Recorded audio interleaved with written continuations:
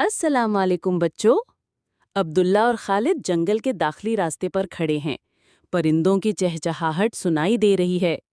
वो जंगल के अंदर कदम रखते हैं, जहां रोशनी दरख्तों के पत्तों से छन छन कर आ रही है और हर तरफ ताज़ा सब्जा है। वो एक पुरपेच पुथेले रास्ते पर चलते हुए गहरे जंगल की तरफ बढ़ते हैं। आवाज़ें आहिस्ता आहिस्ता कम होती जा रही हैं। अचानक वो एक ऐसी जगह पहुंचते हैं जहां बंदर, तोता और हिरन खौफजदा होकर भाग रहे होते हैं। अब्दुल्ला और खालिद उन्हें रोककर पूछते हैं, क्या हुआ? जानवर घबराकर जवाब देते हैं, रानी वापस आ गई है। दोनों लड़के एक दूसरे को देखकर सर हिलाते हैं और आगे बढ़ने का फैसला करते हैं। वो एक पुराना लकड़ी का पुल पार करते हैं जिसके नीचे सुर्ख धुंध छाई होती है। नीचे से अजीबोगरीब आवाजें आ रही होती हैं। पुल के पार एक सुनसान खंडरनुमा जगह है।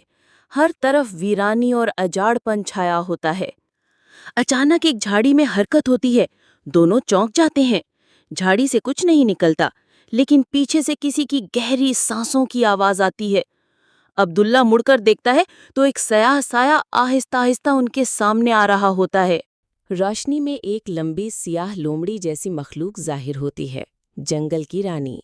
उसकी आंखें सुर्ख, लिबास सियाह और सर पर चांदी का ताज होता है।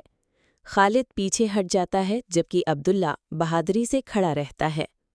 रानी गर्जदार आवाज में पूछती है, तुम यहाँ क्यों आए हो? अब्दुल्ला कहता है, हम सच जानने आए हैं, डरने नहीं। रानी गुस्से में आकर झपटती है।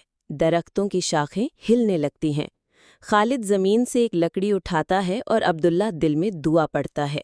फिर वो बुलंद आवाज में कहता है, अल्लाहु अकबर। एक नूर की किरण रानी पर पड़ती है। वो पीछे हटती है और उसकी आंखों से आंसू बहने लगते हैं। वो रोते हुए कहती है, मैं कैद में थी, किसी ने मुझ पर जादू किया था। अब्दुल्ला और खालिद उसके करीब जाते हैं, उसकी बात सुनते हैं। रानी वादा करती है कि वो अब किसी को नुकसान नहीं पहुंचाएगी। जंगल के तमाम जानवर वापस आकर खुशी से नाचने लगते हैं। अब्दुल्ला और खालिद मुस्कुराते हुए जंगल से बाहर निकलते हैं। उनके दिलों में सुकून और कामयाबी की रोशनी होती है। वो गांव वापस जाकर अपनी बहादुरी की कहानी सबको सुनाते हैं और सब उनकी तारीफ करते हैं।